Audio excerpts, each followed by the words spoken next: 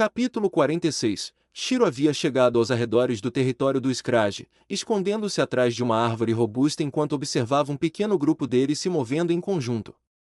Scrage era um Pokémon bípede, semelhante a um lagarto, com a cabeça amarela e a parte inferior bege que se estendia do pescoço até a barriga. Uma crista vermelha se projetava do topo de sua cabeça, e uma pele amarela solta, parecida com uma calça, cobria a parte inferior do corpo, que ele podia puxar para cima com as mãos. Esses Pokémon geralmente viajavam em pequenos grupos, vagando sem rumo.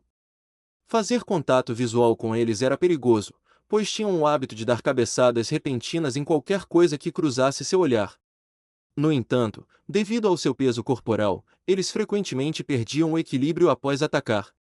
Seus crânios eram incrivelmente resistentes, algo de que se orgulhavam muito. Esses são todos nível iniciante, uns bebezinhos? Shiro murmurou, levando a mão à Pokébola que carregava na cintura. Vai, Gastly! Gaaces! Totalmente recuperado, Gastly soltou um grito estridente, e seu gás roxo escuro rodopiante inflamou enquanto ele se lançava em direção aos 3 Scrage agrupados. Bola sombria! A ordem de Shiro veio quase simultaneamente. Conforme Gastly avançava, 6 esferas de energia sombria se formaram ao seu redor. Pairando por um breve momento, girou no ar e então lançou as fantasmagóricas bolas sombrias diretamente contra os 3 Scrage. Os Pokémon selvagens reagiram um pouco tarde demais. As 2 primeiras bolas sombrias os atingiram em cheio, explodindo com o impacto. Eles gritaram de dor e cambalearam para trás. Ao recuarem, os Scrage rapidamente puxaram a pele solta para cima, em volta do pescoço, usando-a como escudo. Suas peles elásticas e flexíveis podiam absorver parte do impacto. As bolas de sombra restantes colidiram com a pele esticada, deixando marcas carbonizadas. Embora o ataque não estivesse nocauteado completamente, os Scrage estavam claramente no seu limite. Ao perceberem Gastly se aproximando com renovada agressividade, eles se viraram e correram, um após o outro. Gastly, continue usando bola sombria, ordenou Shiro, aproveitando a vantagem. Os Scrage em fuga expuseram suas costas, sem a pele da barriga como escudo, eles não tinham como resistir ao próximo ataque de Gastly. Gastly, o único na equipe de Shiro com um ataque de longo alcance eficaz, rapidamente conjurou outra rodada de esferas de energia sombria imbuídas de um poder sinistro. As esferas dispararam para frente, cortando o ar antes de explodirem sobre os Scrage em retirada. Hospitalmente! Ao ver os 3 Scrage desabarem, completamente inconscientes, Gastly soltou um grito de excitação. Shiro assentiu com a cabeça em aprovação. Passando por cima do Pokémon desmaiado, ele tirou outra Pokébola da cintura. Ótimo, vamos continuar. Rockidey, você é o próximo. Torre! Com o grito agudo de Rockidey cortando o ar, Shiro liderou ambos os Pokémon em um ataque total à colônia de Scrage, batalha após batalha, vencendo com facilidade. 2 horas depois. Na floresta oeste do Lago Achevel, 2 homens avançavam cautelosamente. O mais alto e magro vestia uma capa preta e carregava pouco nas costas. O outro, com um uniforme branco, tinha uma mochila grande com quase metade da sua altura. O homem de preto se movia impacientemente, seus olhos percorrendo o ambiente como se procurasse algo. Cada vez mais irritado, ele finalmente lançou um olhar para a mochila pesada do companheiro e perguntou: Godard, você não disse que íamos caçar? Por que está carregando esse peso morto? Espero que não esteja planejando correr mais tarde, porque isso vai te atrasar. Cala a boca, Lily. Já estamos quase lá. Godard segurava um dispositivo piscante em uma mão e um mapa na outra, examinando cuidadosamente a área. Nosso alvo deve estar no acampamento do Scrage, provavelmente em treinamento. E... Lily soltou uma risada seca, claramente desinteressado em qualquer acampamento ou alvo sobre o qual Godard estivesse falando. Eles já caminhavam havia 2 horas, e Godard o guiara pelos arredores do Lago Achevel o tempo todo. Se ele não tivesse feito o alvo parecer uma oportunidade tão fácil de ganhar dinheiro logo de início, Lily não teria concordado em trabalhar com esse notório golpista. Relaxa, esse cara é um novato. Mas não faço ideia do que ele fez para parar aqui. Godard parecia completamente convicto enquanto acelerava o passo. Novatos sempre têm dinheiro. Aquela mochila dele, eu a reconheceria em qualquer lugar. É definitivamente um design da Macrocosmos. Espaço de armazenamento enorme, provavelmente cheio de todo tipo de suprimentos Pokémon. Lily soltou um grunhido irritado, erguendo a cabeça a tempo de avistar uma nuvem de poeira subindo à distância. Godard! Olha! O que? Godard seguiu seu olhar e imediatamente agarrou Lily, puxando-o para trás de uma árvore. Usando a grama e as árvores ao redor como cobertura, eles avançaram furtivamente. Algumas centenas de metros adiante, bem na entrada da caverna da colônia Scrage, uma intensa batalha estava em curso. Um Rookidee, muito maior do que o normal para sua espécie, estava desferindo uma série de ataques de cortador de ar, enviando lâminas afiadas de vento em direção a um Scrage solitário parado na entrada da caverna. O Scrage puxou sua pele solta tão alto que quase cobriu sua cabeça. Os cortadores de ar atingiram a pele emborrachada, deixando algumas marcas brancas tênues. Este não era um Scrage qualquer, era o líder da colônia, um Pokémon de nível intermediário, aproximadamente nível 28. Com um pouco mais de treinamento, ele alcançaria o nível avançado. Para Rookidee, que estava quase um nível abaixo em termos de força, este foi o desafio perfeito. Rookidee! Ganhe altitude e use garras afiadas. Shiro ordenou, ainda sem saber que convidados indesejados haviam chegado. Gastly! Sombra noturna! Rook! Por ser do tipo voador, Rookidee planou sem esforço a mais de 10 metros de altura, ficando completamente fora do alcance de Scrage. Agora fora da zona de combate imediata, aproveitou a oportunidade para usar afiar garras, aumentando tanto o poder de ataque quanto a precisão. Lá embaixo, Gastly havia se posicionado silenciosamente atrás de Scrage. O Pokémon selvagem, fixado em Rookidee acima, continuava pulando frustrado, completamente alheio à ameaça iminente atrás dele. Uma sombra negra e retorcida surgiu por trás de Gastly, atingindo Scrage em cheio nas costas. Seus olhos se arregalaram em choque. As mãos que agarravam sua pele solta afrouxaram repentinamente. Cambaleando alguns passos para frente, virou-se, furioso, para encarar Gastly flutuando no ar. Shiro também reparou nas costas da criatura, completamente enegrecidas pelo ataque. Ideia para a comida! Ao ouvir o grito urgente de Shiro, Rookidee mergulhou em linha reta. Ao mesmo tempo, a 100 metros de distância, Godard, ainda agachado atrás de uma árvore, sacou uma Pokébola com um sorriso irônico. Linone! Derruba! Você!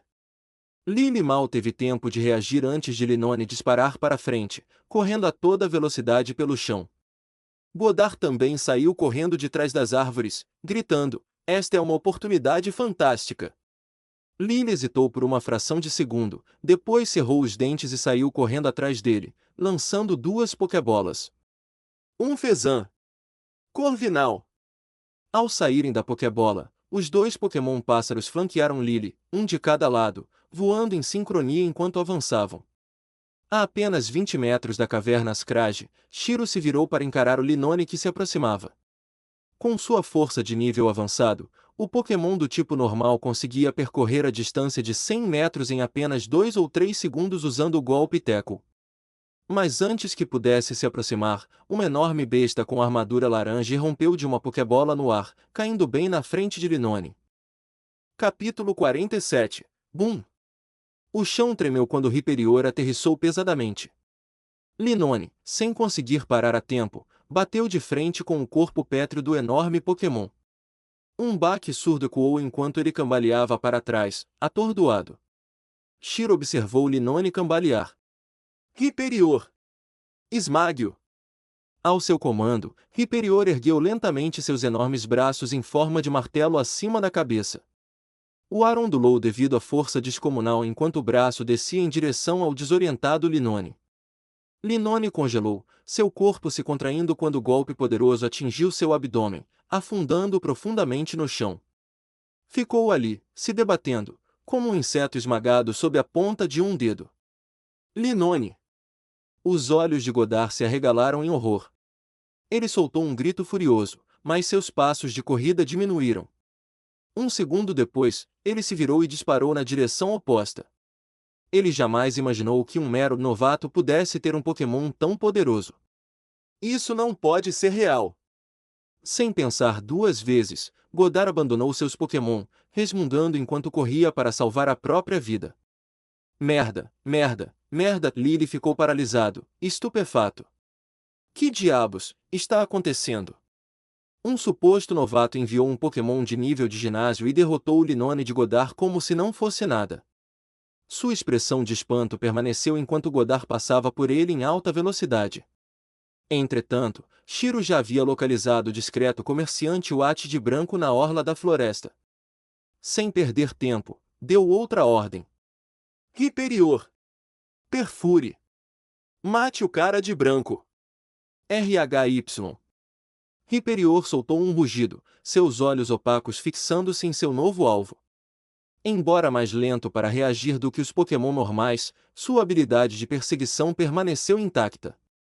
A criatura baixou seu corpo enorme e a broca colossal em sua cabeça começou a girar. Então, toda a criatura começou a rodar, como uma máquina de demolição viva e gigantesca, lançando-se para frente com uma força imparável. Sua força e velocidade descomunais criaram um vórtice branco cônico no ar, e por onde passava, o solo ficava marcado com sulcos profundos. A mera pressão do ar fez Godard estremecer. Ele olhou para trás em pânico, bem a tempo de ver Lily se virar e fugir. Seus Pokémon se lançaram para interceptar o gigante, apenas para serem nocauteados instantaneamente, seus corpos arremessados para o lado como bonecos de pano. Então a broca entrou em ação. Ao dilacerar carne e osso, não deixou para trás nada além de restos dispersos. Misericórdia! Por favor, tenha misericórdia! Gritou Godard, movendo os membros freneticamente enquanto avançava para a floresta. Cresce! Cresce! Cresce! Árvores tombaram uma após a outra. O som da destruição ficou cada vez mais alto. A morte se aproximava. Mas Shiro não conseguia ouvir seus apelos, e Hyperior não era capaz de misericórdia. Era uma ferramenta, nada mais. Vamos lá, vamos lá! Godard tateou desesperadamente suas Pokébolas, destravando-as todas de uma vez. Bloqueie! Faça alguma coisa, droga! 2 Vicavolts irromperam no ar, desviando-se imediatamente em direções opostas para escapar. Um Greedent com pelagem marrom avermelhada lustrosa mal emergiu antes de mergulhar no subsolo aterrorizado.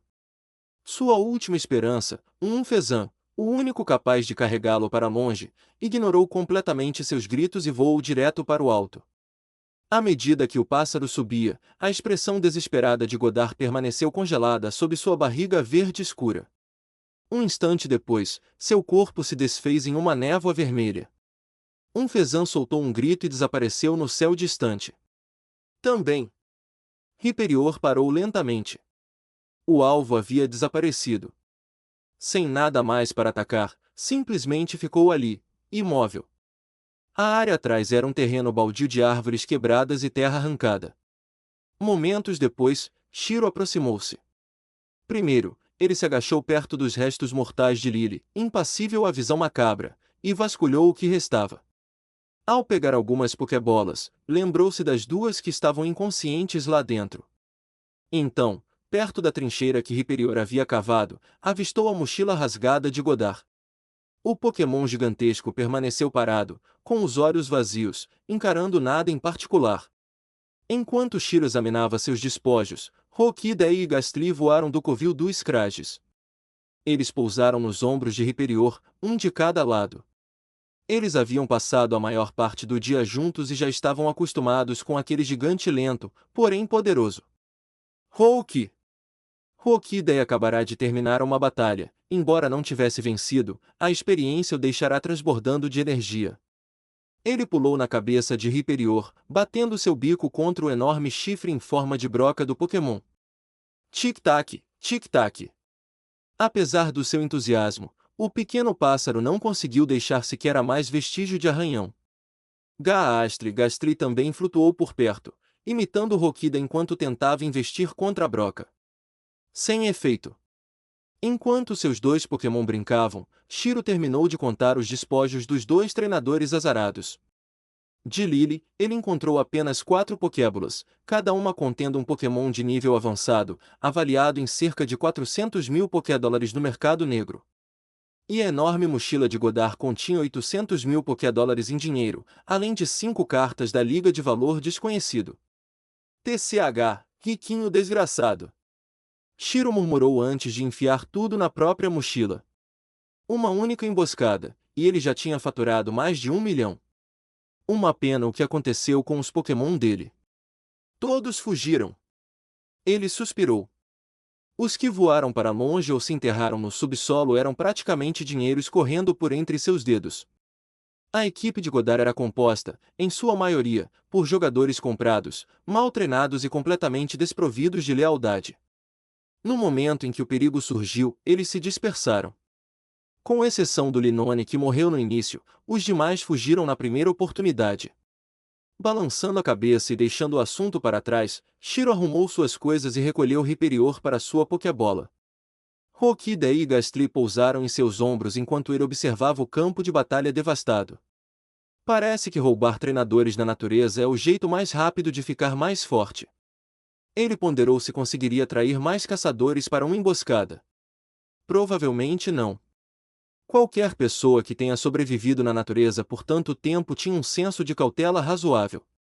A única razão pela qual esses dois caíram nessa foi porque Godard, um ganancioso comerciante de Watts, cruzou o caminho da pessoa errada. Por que um treinador comum se daria ao trabalho de emboscar e matar alguém sem conhecer sua verdadeira força? Shiro estalou a língua, batendo os nós dos dedos na testa. Uma oportunidade perdida. Fumaça! Fumaça! Rockida pulou de repente no ombro dele, claramente animado com alguma coisa. Shiro pegou o pássaro ansioso em suas mãos, inspecionando-o atentamente. O que foi? Rock! Rockida sacudiu a cabeça freneticamente, batendo o bico na pedra eterna em volta do pescoço.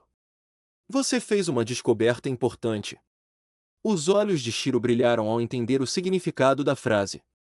Após lutar contra o líder da colônia Scrage, Rockida alcançou oficialmente o nível intermediário, aproximadamente o nível 21.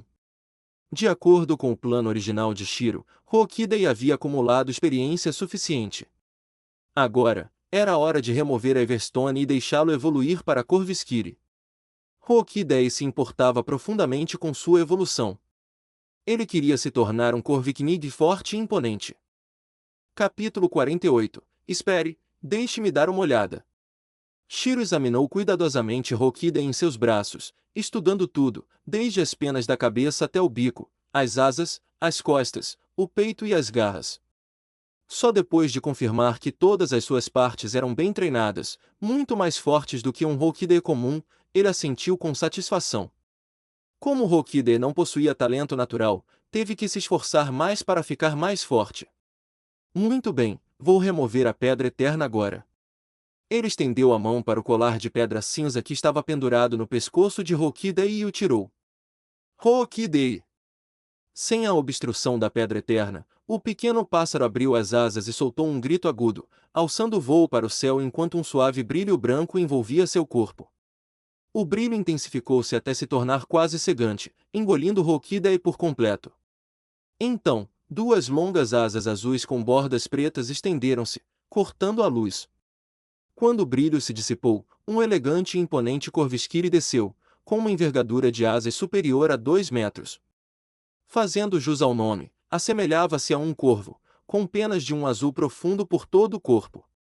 Contudo, a plumagem do pescoço para cima era predominantemente preta, dando-lhe a aparência de usar uma máscara. Corvisquire! Apesar da nova forma, continuava sendo o mesmo Rockida. Com um grito de excitação, a ave mergulhou direto nos braços de Shiro, com a força quase o desequilibrando. Cambaleando para trás alguns passos, ele mal conseguiu se firmar antes de envolver a ave, muito maior que ele, em seus braços, acariciando suas penas lisas e afiadas. Tudo bem, Corvisquire. Shiro deu uma risadinha, dando um tapinha nas costas dele. Suas asas enormes quase o engoliram. Antes, Ele conseguia segurá-la em suas mãos, mas agora era grande demais para fazê-lo da mesma forma. Corvos! Corvos! Corvisquiri bateu as asas e alçou voo, finalmente satisfeito. Ficou radiante. Afinal, tinha se esforçado tanto para ficar mais forte e finalmente evoluir. Gás!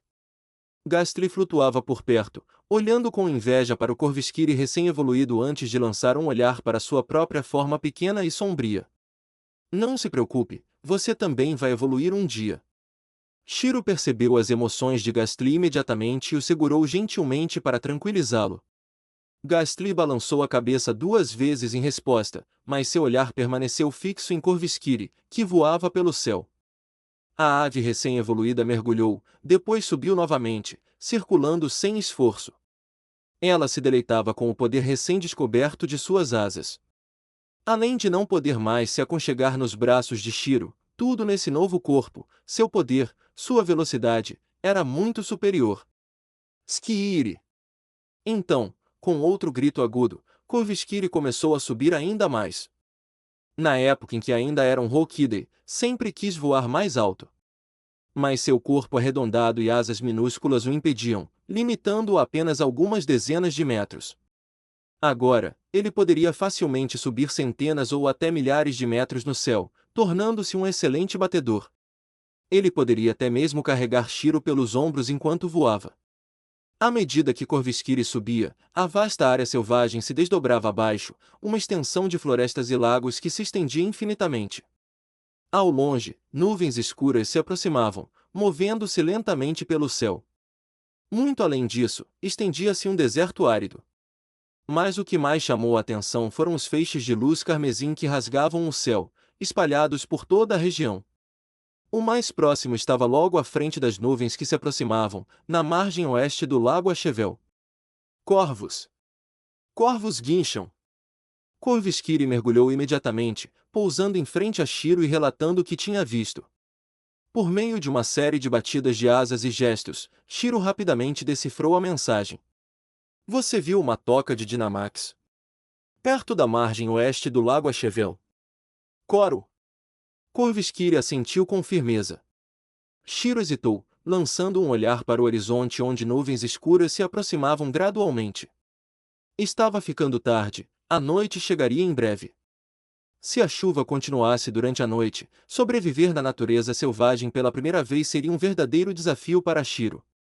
A opção mais segura era montar acampamento na margem leste do lago Achevel, perto da loja da Liga. Dessa forma, se algo acontecesse, ele poderia recuar rapidamente. Coors! Percebendo a hesitação de Shiro, Corvisquiri puxou-o pelo casaco, levando-o em direção ao pilar de energia Dynamax. Queria lutar. Gastly! Gastly também flutuou até ficar ao lado de Corvisquiri, acenando com a cabeça em sinal de concordância. Para eles, essa área selvagem desconhecida era emocionante. Novo terreno, Pokémon desconhecidos, havia tanto para explorar. Além disso, se as coisas ficassem perigosas, não havia ainda aquela grande e estúpida rede de segurança? Isso mesmo. Mesmo que as coisas piorem, Hyperior nos dará cobertura. Shiro assentiu, um sorriso malicioso surgindo em seus lábios. Ele havia gasto uma fortuna em um Pokémon de nível de ginásio exatamente por esse motivo. Seria um desperdício não usá-lo. Com esse pensamento, Shiro acenou com a mão. Vamos lá. Coro!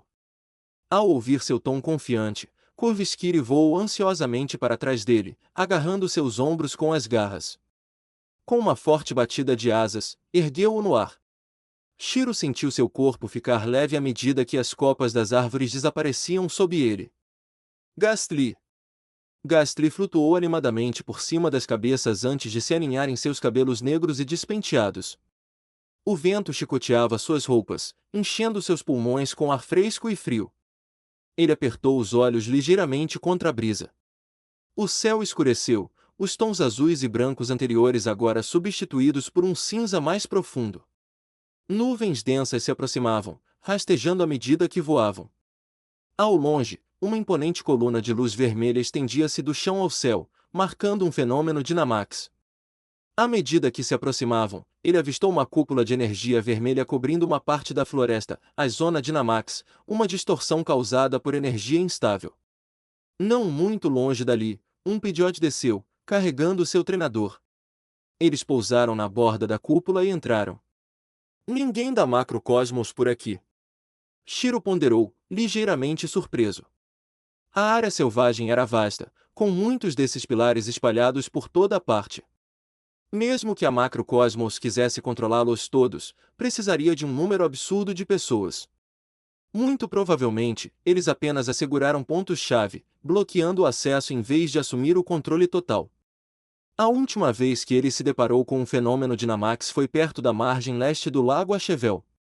Macrocosmos chegou rapidamente e espantou os outros treinadores. Vamos descer primeiro.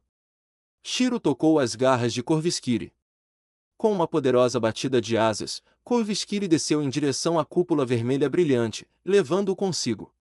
A poucos metros do chão, Shiro fez sinal para Corvisquire soltá-lo, aterrissando suavemente.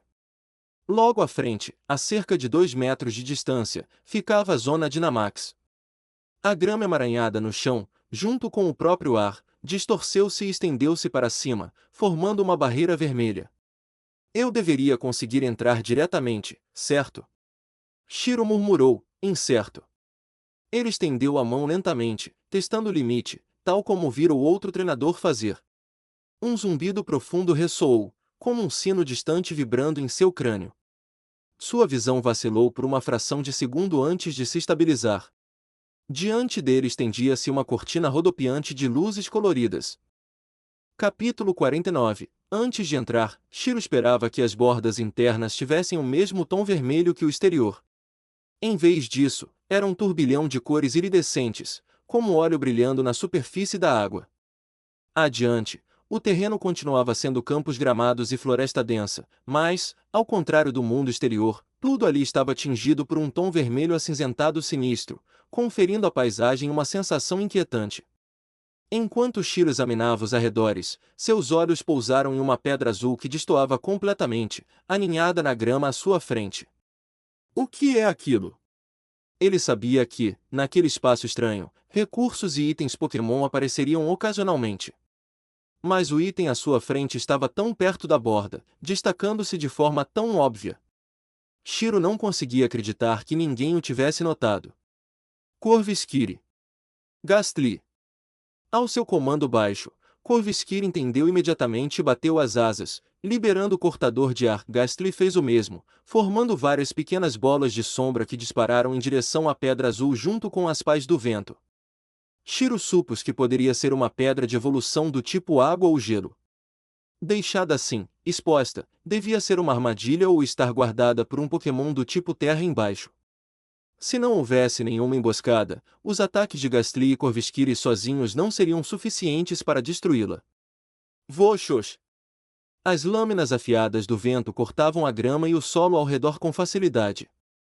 Depois que Roukide evoluiu para Corvisquire, seus golpes, especialmente o corte de ar, tornaram-se muito mais poderosos. No instante em que o primeiro golpe atingiu o solo, a terra sob a pedra começou a se mover e a se agitar.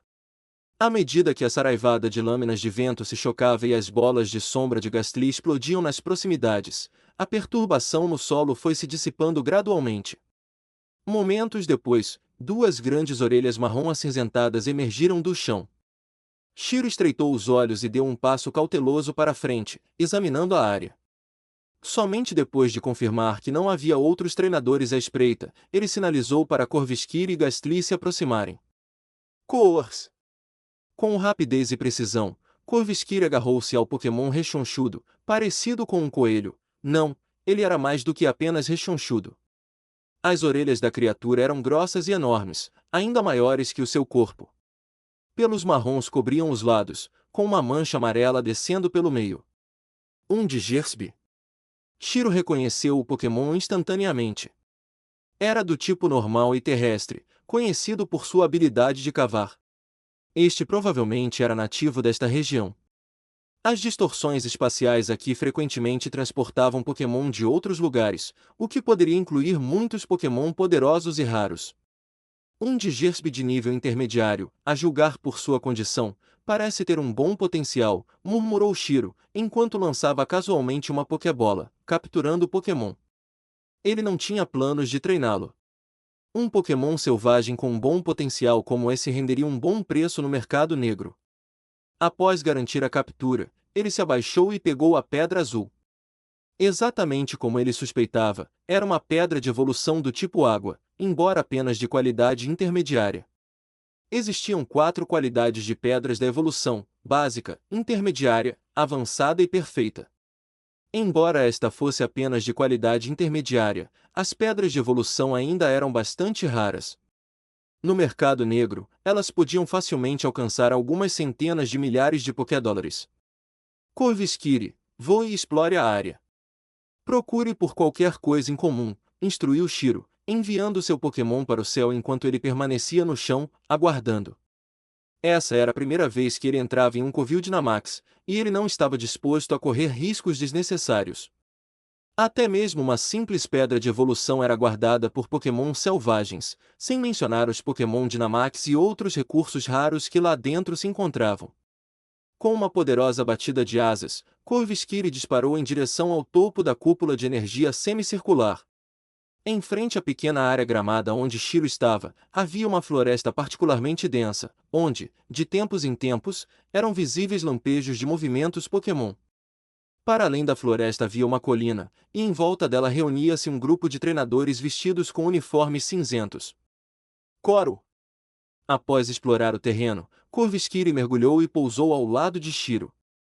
Você quer dizer que tem uma colina lá na frente, com muita gente, como aquelas que vimos antes, aquelas de Macrocosmos?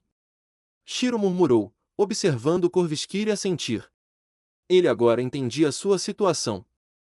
Ele sabia que precisava evitar ao máximo qualquer contato com Macrocosmos. Se não houvesse outra saída, escapar era a prioridade máxima. Shiro decidiu ficar perto da borda da floresta, procurando por Pokémon com bom potencial e recursos valiosos. Enquanto isso, na colina ao longe, membros da empresa Macrocosmos, posicionados em uma formação dispersa, cercavam lentamente o centro. No meio do cerco, jazia um Pokémon semi-transparente, profundamente adormecido. O Pokémon, com seu corpo azul claro semelhante ao de um lagarto, tremeu levemente. Suas 4 patas menores se enrolaram formando uma bola enquanto ele descansava na grama macia. Sua cabeça negra, em formato de ponta de flecha grande, jazia no chão. Sobre ela, havia um Pokémon muito menor, de aparência semelhante. Dracloak e Dreep não demonstraram nenhuma reação. Equipe D5, continuem avançando. O líder do grupo tocou em seu fone de ouvido, sinalizando para os outros membros da equipe prosseguirem. Dreep, Dracloak e Dragapult são famosos pseudolendários da região de Galar, dos tipos Fantasma e Dragão. Eles são incrivelmente poderosos. Apenas a primeira evolução, de Dreep para Dracloak, exigia atingir o nível 50. Somente ao atingir o nível 60, Dracloak podia evoluir para Dragapult. Este dragão de desenvolvimento tardio representa uma força física e um potencial impressionantes, muito superiores aos de outros Pokémon. Todo Dreep que evoluir pode atingir pelo menos o nível de Força Elite.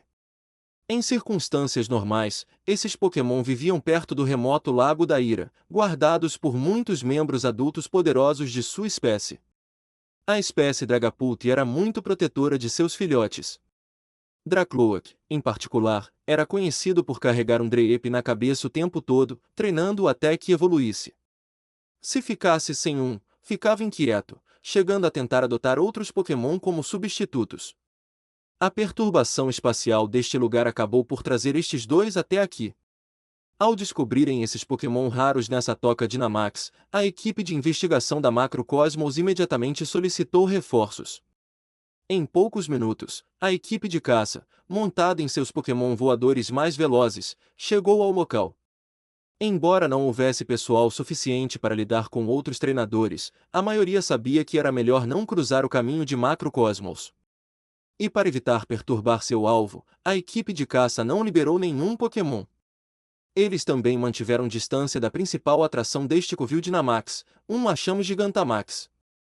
Embora Machamp fosse um Pokémon raro e forte, ele empalidecia em comparação com os dois pseudo-lendários. A equipe de caça avançou lentamente, cada passo cuidadosamente dado na grama. Ninguém ousava sequer respirar muito alto. Um Pokémon selvagem desse calibre, de nível Elite, poderia desaparecer num instante se fosse assustado.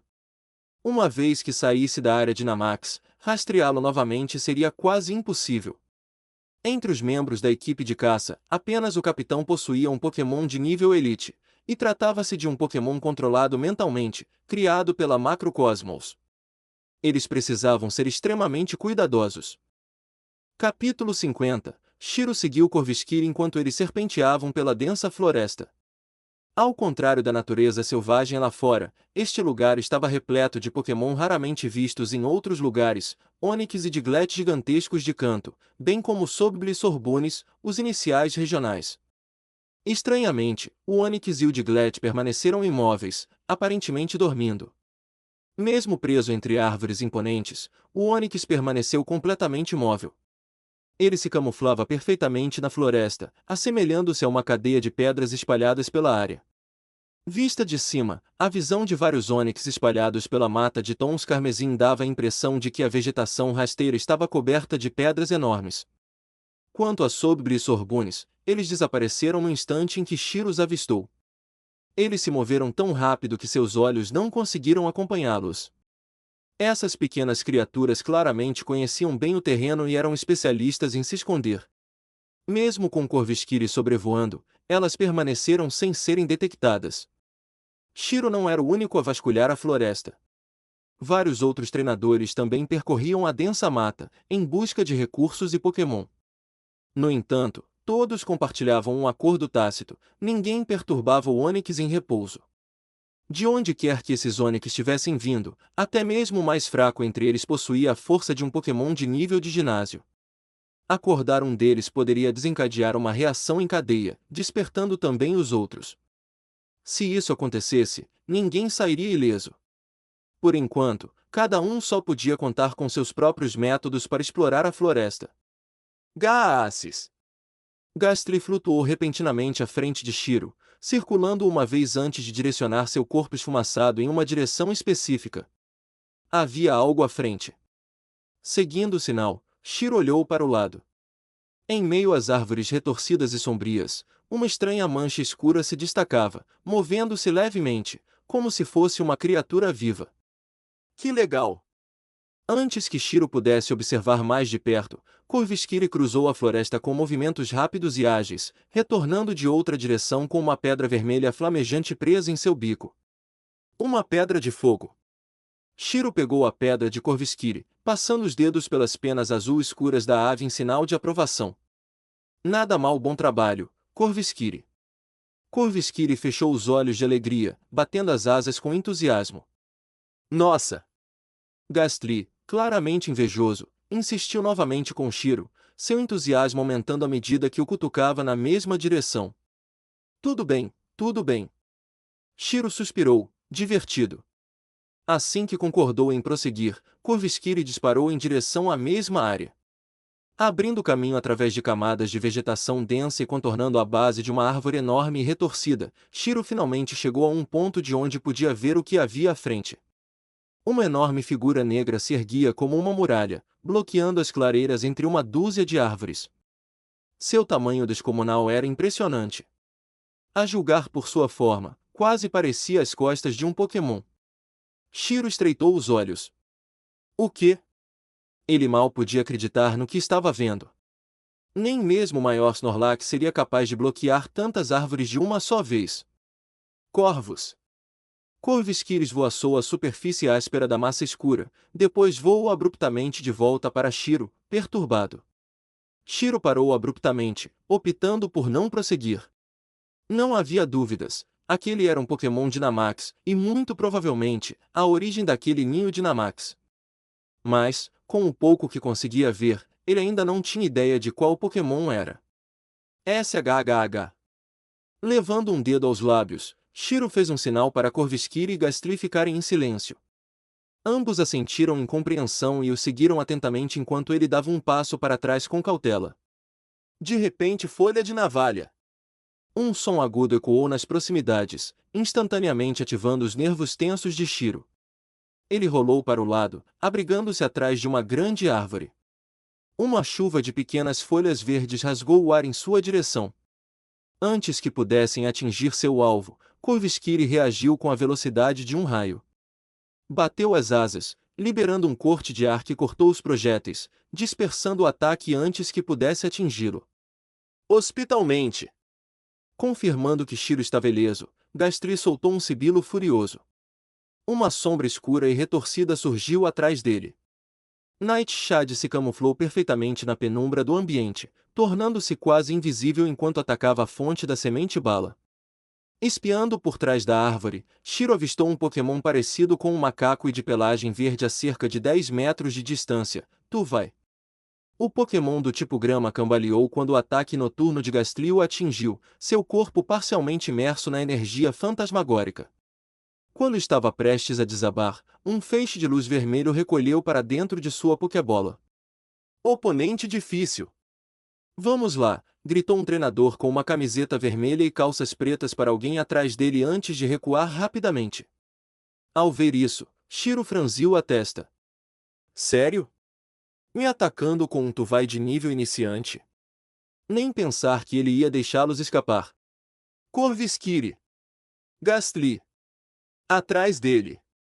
Shiro se impulsionou do chão, correndo em perseguição. Já fazia um tempo que ele não capturava um Pokémon decente, mas o treinador em fuga à sua frente tinha um.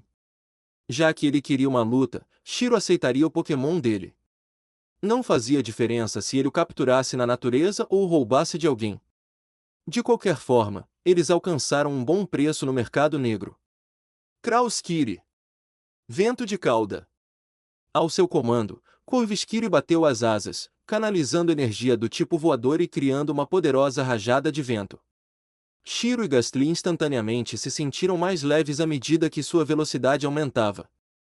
Com o Tailwind aumentando a velocidade, a distância entre Shiro e o Homem de Vermelho começou a diminuir rapidamente. Gastly. Bola sombria.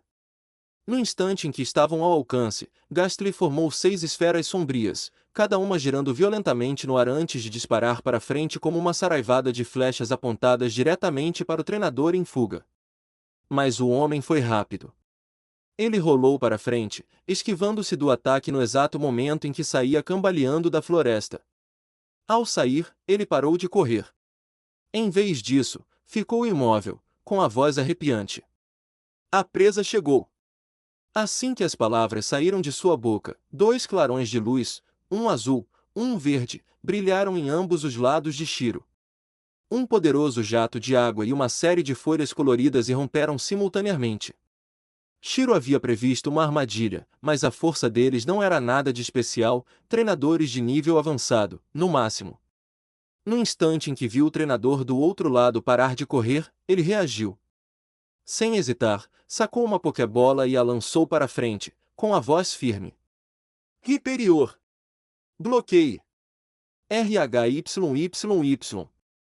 Com um rugido surdo, Hyperior materializou-se diante dele, seus enormes braços de pedra erguendo-se a tempo de interceptar ambos os ataques.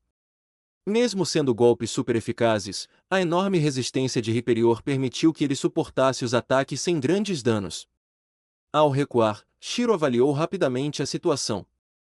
À sua esquerda estava Inteleon, um lagarto elegante e ereto, um dos Pokémon iniciais de Galar. À sua direita, Senei, um Pokémon bípede, semelhante a uma planta, com uma estrutura humanoide. Sem perder tempo, ele deu a próxima ordem. Hyperior. Braço martelo. Esmague aquele Pokémon à esquerda. Ao mesmo tempo, ele deu ordens a Corvisquiri e Gastly. Corvisquiri, use ataque rápido. Mire nos treinadores. Gastly, sombra noturna. Faça o mesmo. Ao seu comando, o corpo colossal de Hyperior avançou, seu braço brilhando com uma luz marrom amarelada opaca. Como um martelo gigantesco, ele desferiu um golpe em direção a Inteleon. Diante do ataque monstruoso do Pokémon, Inteleon ficou paralisado, completamente subjugado. Pouco antes do impacto, um clarão de luz vermelho recolheu para dentro de sua Pokébola. Droga! Um Pokémon de nível de ginásio! Um homem de camiseta azul agarrou a Pokébola de Inteleon com força antes de se virar e fugir em pânico. Hyperior caiu atrás dele, errando o alvo, mas sacudindo o chão violentamente. A onda de choque fez o treinador em fuga tropeçar em uma raiz de árvore, caindo de cara no chão. Corvisquire, que já se aproximava com ataque rápido, aproveitou a oportunidade. Antes que o homem pudesse se recuperar, seu bico metálico perfurou sua garganta, matando-o instantaneamente.